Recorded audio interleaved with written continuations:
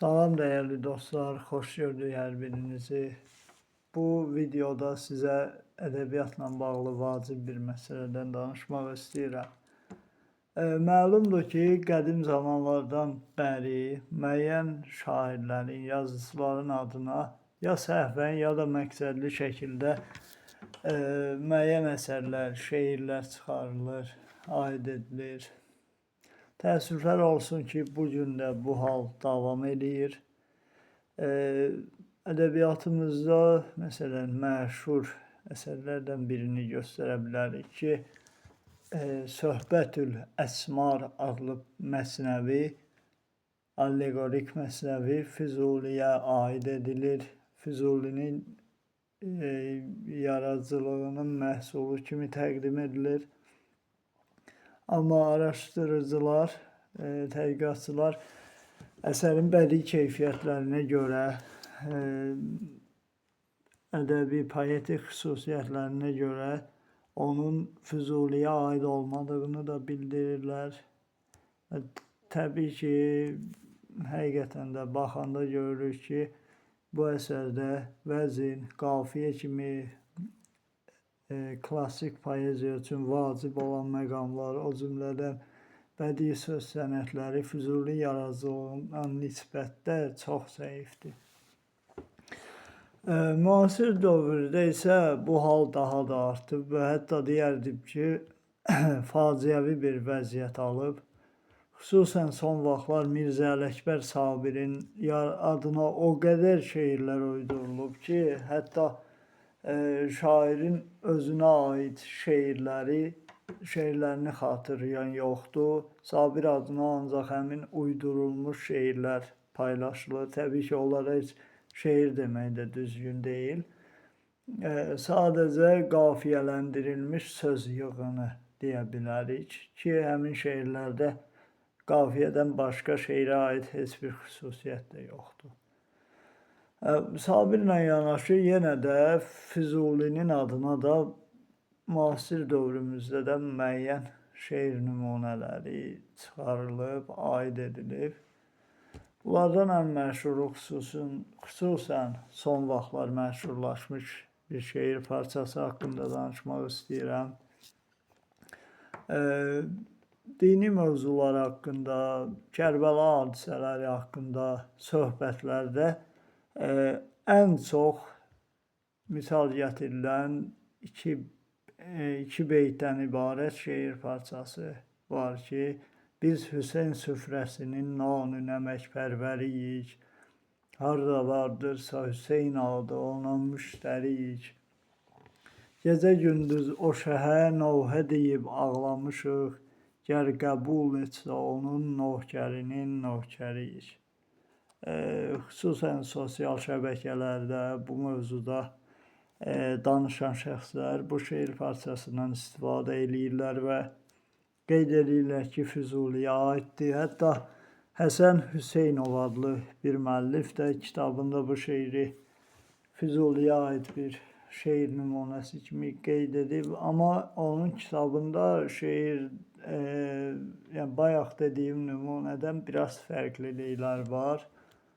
O belə qeyd edib ki, biz Hüseyn süfrəsinin nanü nəməkpərvəriyik, harda vardırsa Hüseyn adı.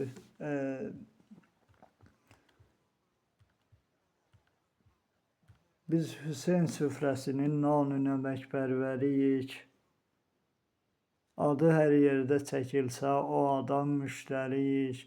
Aylar illər o şəhər novhə deyib ağlamışıq, gər qəbul etsə onun nökərinin nökəriyik. Amma Füzulinin əsərlərinə baxdıqda bu şeir nümunəsinə heç bir əsərində rast gəlmirik. Bəzən iddia edirlər ki, güya Kərbəla hadisəsinə həsr etdiyi Həqiqətüs Süəda əsərindəndir. Onu da qeyd edeyim ki, Həqiqətüs Süəda bəzən orijinal əsər kimi verilsə də, bəzən isə fars şairi və nasiri Kaşifinin Rovzətü Şühəda adlı nəsr əsərinin sərbəst tərcüməsi kimi qeyd edilir. Amma həqiqət-ü süədadakı şeir nümunələrinə diqqətlə baxdıqda biz bu nümunəni orada görə bilmirik. Hətta Əkrəm Cəfərin Füzuli əsərlərini bir yerə topladıq kitabda, yəni xüsusən burada Füzuli əsərlərinin vəzninə aid yazılmış bir kitabdır. Həmin əsərlərdə həqiqət-ü süədadakı şeir nümunələri ayrıca verilir. Orada da baxanda bu şeir nümunəsini, daha doğrusu bu beytləri orada görmürük. Ümumiyyətlə şeirin bədii xüsusiyyətlərinə fikir verdikdə də onun Füzuliyə aid olmadığını asanlıqla müşahidə etmək olur da. Bu şeir həm forma cəhətdən, həm məzmun cəhətdən, həm poetik ovqat cəhətdən Füzuli yaradıcılığı üçün həddindən artıq zəifdir. Əvvəla onu qeyd etməliyəm ki, şeirdə əruz vəzni baxımından müəyyən qüsurlar var. Bu qüsurlar hardadır? Bilirik ki, əruzda 3 samit yanaşı gələrsə, ikinci samitdən sonra zəif tələffüz edilən bir isamiti asdırılmalıdır. Bir növ ikinci samit ayrılır, ayrıca bir heca gətirir, heca əmələ gətirir. Buna müasir əruzşünaslar kör heca adını veriblər. Müasir əruzşünaslar deyəndə, yəni əruzla bağlı araşdırma aparanlar, ədəbiyyatşünaslıqla bağlı araşdırmalar aparanlar bu tipli hecaya kör heca adı veriblər və məncə də müasir dövrdə əruzu izah etmək üçün məqbul terminlərdən biri hesab oluna bilər. Amma bu şeir nümunəsində fikir versək, birinci misrada Hüseyn sözündən sonra süfrəsinin sözü gəlir və Hüseyn sözünün son iki samiti ilə süfrəsinin sözünün birinci samiti yanaşı düşür. Yəni 3 samit ard-arda gəlir. Əruzun qaydasına görə də bu oxunmalıdır Hüseyn bu formada. N ayrılıb ayrıca bir heca əmələ gətirməlidir. Bir kör heca əmələ gətirməlidir. Amma əsərin ölçüsünə, vəzninə, təfiləsinə görə biz həmin misranı bu formada oxuya bilmirik. Deməli, həmin parça yazılıb Həzəc Rəməl Bəhrinin fəilatun, fəilatun, fəilatun, fəilün təfiləsində yaxud failatun, fəilatun, fəilatun, fəilün təfiləsində. Əgər biz bunu belə oxusaq, biz Hüseyn süfrəsinin nanun əməkpərvəriyi, onda təfilə olacaq failatü, müftəilün, müftəilün, müftəilün formasında. Bu da ümumiyyətlə əmin şeirin vəznini tamamilə pozacaq. İkinci bir versiyada odur ki, vəzn düz gəlsin deyə Hüseyn sözü Hüseyn şəklində oxunmalı və yazılmalıdır ki, xüsusən müasir dövrdə bir çox əruz şairləri bunu bu şəkildə yazır, amma bu hal Füzuli yaradıcılığı üçün Füzuli yaradıcılığına qətiyyən zidd bir haldır. Çünki Füzuli sadəcə vəznə görə sözləri bu şəkildə təhrif etməyib. Yəni bir növ belə deyək ki, Füzuli bizim tayımız deyil ki, sadəcə söz vəzinə düşmür deyə onu götürüb təhrif eləsin, başqa cür versin.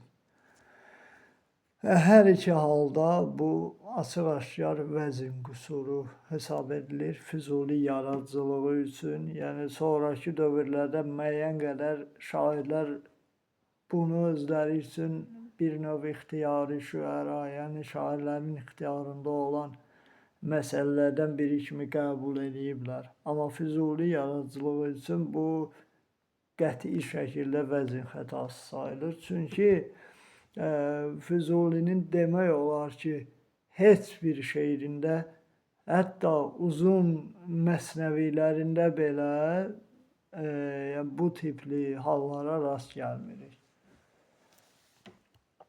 Bundan əlavə şeirdə həm də söz uyğunsuzluqları var. Sözlərin bir-biri ilə uyğunsuzluq təşkil eləməyi var. Məsələn, elə birinci misradakı nanü nəməkpərvər sözünü götürək. Nan çörək, nəmək duz deməkdir. Pərvər isə yetişdirən, böyüdən, sevən mənalarını ifadə edir. Hər üç söz fars mənşəli sözdür. Deməli, misradan belə anlaşılır ki, Füzuli deyir ki, güya biz Hüseyn süfrəsində duz çörək yetişdirənlərik, Hüseyn süfrəsinin duz çörək yetişdirənləriyik, yaxud duz çörək sevənləriyik. Təqribən bu mənada çıxır. Amma baxanda, yəni fars dili lüğətlərinə, klassik ədəbiyyatda işlənən ərəb-fars sözləri lüğətlərinə nanpərvər yaxud nəməkpərvər kimi ifadələr mövcud deyil. Nəməkpərvər ifadəsinə ən yaxın olan ifadə nəməkpərvərdi sözüdür ki, bu iki söz də tamamilə fərqli mənaları ifadə edir.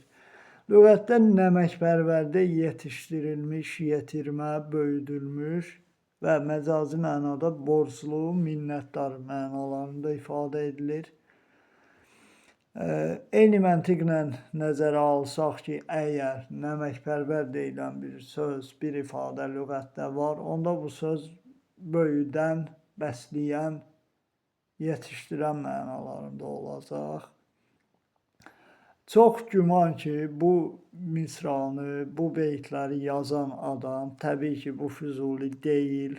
Həmin nəməkpərvər sözünü elə nəməkpərvərdə yaxud Azərbaycan dilinə uyğunlaşdırsaq, nəməkpərvərdə kimi nəzərdə tutub, amma təbii ki, bunu orada verə bilməyib, nail ola bilməyib. Misranın hal-hazırki vəziyyətində misranın mənası belə çıxır ki, biz Hüseyn süfrəsində bəsləyənləri, yetişdirənləri, yaxud Hüseyn süfrəsinin bəsləyənləri, yetişdirənlərik.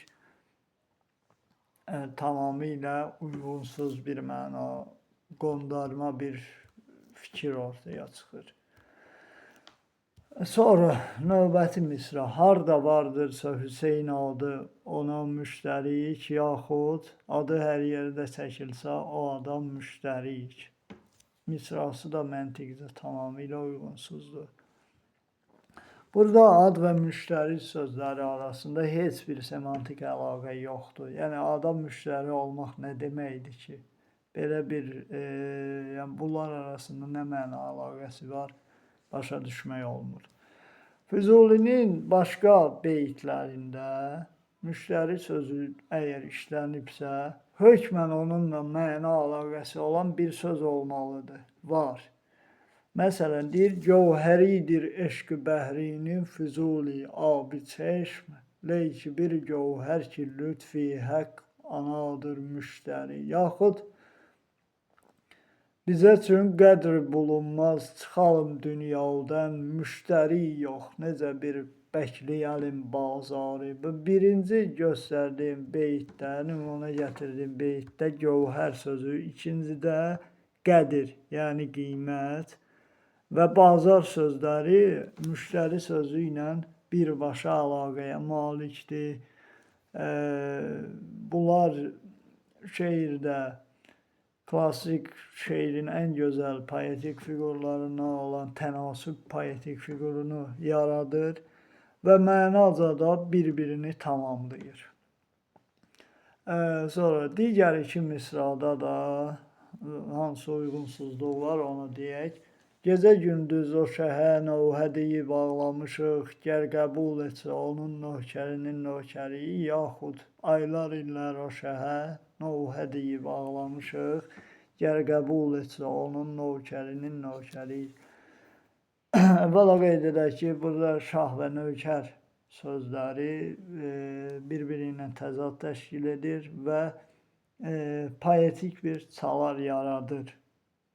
Ama birinci misraya, yani beytin birinci misrasına baxanda şah metaforu ilə növhə arasında müəyyən bir əlaqə olmalıdır da əslində. Amma bu əlaqəni biz görə bilmirik. Şaha niyə növhə oxuyasan ki, növhəni şəhidə, həlak olmuş, vəfat etmiş adama oxuyarlar. Şaha növhə oxumazlar. Düzdür, mərsiyə ədəbiyyatında, təsəvvüf şeirində İmam Hüseynə şah deyə müraciət edilir. Amma klassik poeziyanın, təkcə klassik poeziyanın yox, ümumiyyətlə poetikanın qaydasına görə müraciət olunan hər metaforla bağlı həmin misrada semantik, məna əlaqəsində olan nəsə bir söz yaxud işarə olmalıdır. Məsələn, şair əgər şeirdə ey gül deyə müraciət eləyirsə yarına, orada onu boş-boşuna müraciət eləyə bilməz. Müraciət kimi işlədə bilməz. Hökmən orada gülə aid nəsə bir obraz, nəsə bir işarə olmalıdır. Yaxud ey sərv deyirsə, sərv ağacının simvolik mənasına işarə etməlidir. Məsələn, Füzulinin beytlərindən, qəzəllərindən birindən belə bir misal gətirək.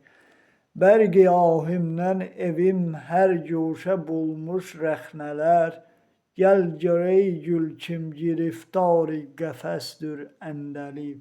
Baxın, burada ey gül deyə müraciət etdi. Belə deyim də, səthi mənasını götürəndə təbii ki, bunu bir xanıma yazılmış şeir kimi qələmə vermək olar.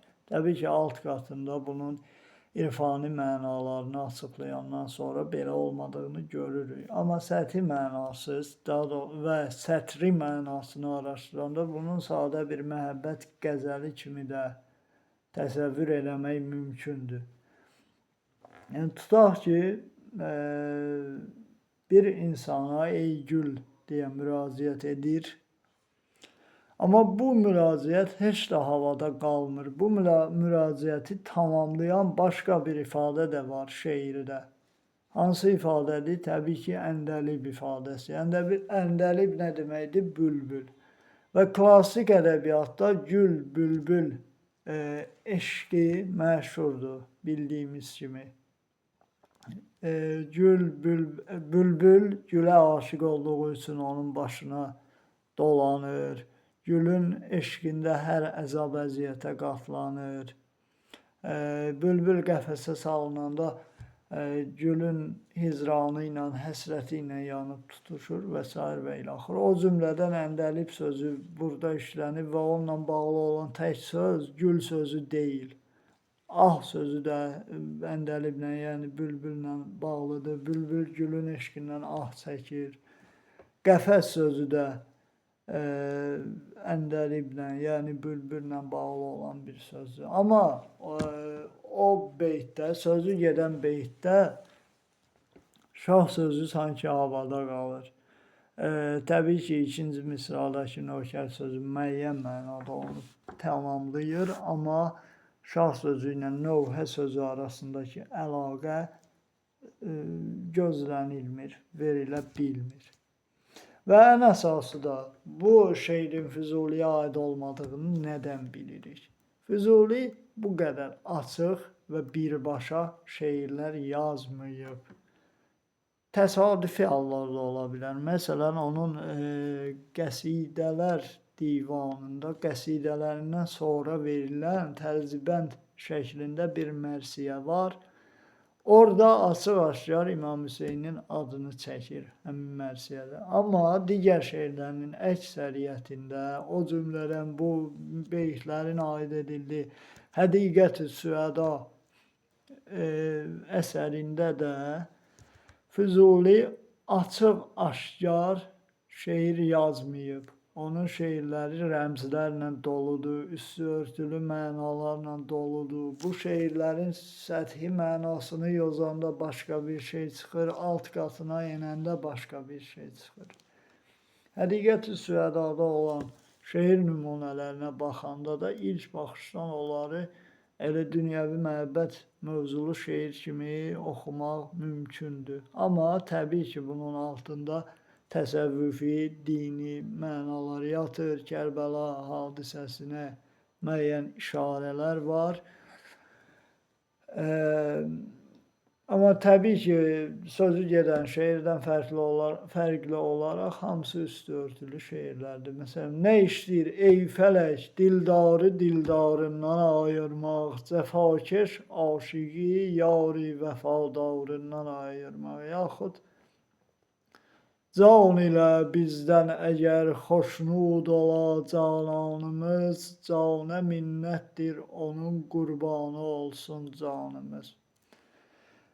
Bu kimi onlarla nümunə gətirmək olar əsərdən. Gördüyümüz kimi bunun səthi mənasında dünyəvi sevgi görünür, dünyəvi məhəbbətdən sanki bəhs edilir. Amma təbii ki, batinində mənəvi, dini, təsəvvüfi mənalar yatır. Sözü gedən şeirdə isə bu çoxqatlılıq yoxdur. Həmin şeirdə hər şey səthi və birbaşa şəkildə təqdim olunur. Füzuli yaradıcılığına xas olan cəhətlərin demək olar ki, heç biri yoxdur. Ona görə də bu şeir qətiyyən Füzuliyə məxsus ola bilməz və bu şeiri Füzulinin adı ilə paylaşmağın heç bir mənası, heç bir adı yoxdur. Bu qədər. Sağ olun.